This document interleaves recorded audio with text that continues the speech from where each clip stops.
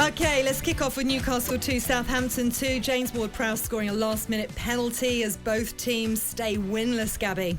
Yeah, unlucky for Steve Bruce. I mean, he must be so angry to concede a penalty and to draw the game in the 96th minute. But another promising performance from Newcastle for me. They've done quite well today. Yeah, they certainly did. Norwich did much better against Leicester, but it still wasn't enough for a win. Norwich won Leicester 2, and they were denied a late equaliser because of a tight VAR offside decision. But that's what Norwich should be doing. They should be making their home ground a bit of a fortress. Try and make it hard to play there. Use the fans to your advantage. And they've done that today, and they made it a lot tougher for Leicester. I'm sure Leicester probably thought they'd go there and beat them 3-4-0, but they just about got the result. They were listening to you last week. That's They were to prove a point. Gabby, for director of football at Norwich, to get me in there. I think Stuart will have something to say about that. Villa 1, Brentford 1. Brentford remain unbeaten. Ivan Toney scoring his first goal of the season as well. Yeah, I heard about his celebration. I think he done a Zulu celebration, which is the Birmingham City, basically the Birmingham City fans' celebration. Whoa. Because his agent is a Birmingham City fan and I know him. So they're both on the wind up to the whole end at Aston Villa. Has he been taking lessons from you? That's it, yeah. I think he done exactly what I'd do against Birmingham City. But a good point for Aston Villa, a good point for Brentford, you know. Aston Villa now on 4 points. So fast forward 15 years, Ivan Toney sitting on the right-hand side of me right now. Probably not me, in fairness.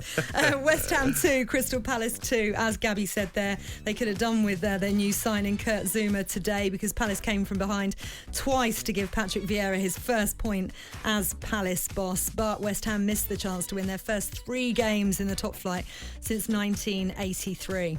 First of all, I want to give Patrick Vieira credit. I mean, everyone's been on his back saying he'll be the first one to get sacked, but he's gone to West Ham and got a great draw for Crystal Palace. West Ham will be disappointed.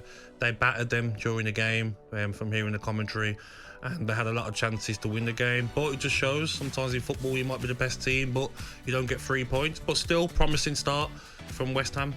Antonio on the score sheet again, and a bit of a chicken dance it looked like as his fire, celebration today. He's on fire, isn't he? He certainly is. And Brighton 0, Everton 2. Rafa Benitez wins again, and Damari Gray scores his second goal of the season. What a bargain for 1.5 million. I've actually spoke to Fabian Delph about Damari Gray. He said, Gabby, he's unbelievable. He's got all the attributes to be one of the best players, wingers in the Premier League. He said that like the whole team's on his case and he's feeding off that, and he showed again today. Another great performance, another goal, and 1.5 million.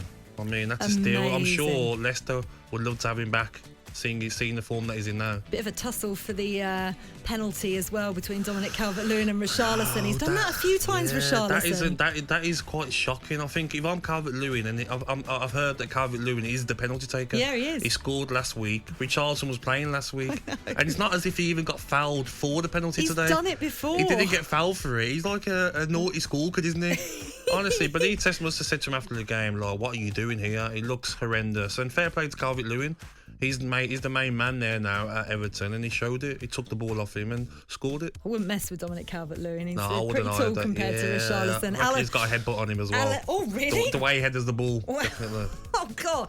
Listen, that's a little bit... he uses it to head the ball in the back of the net. I don't think he uses it for other aggressive means. Game day. Your verdict with Faye Carruthers. Saturday night, 7:30 till 10 on AM, on DAB, via the talkSPORT app and on your smart speaker. talkSPORT.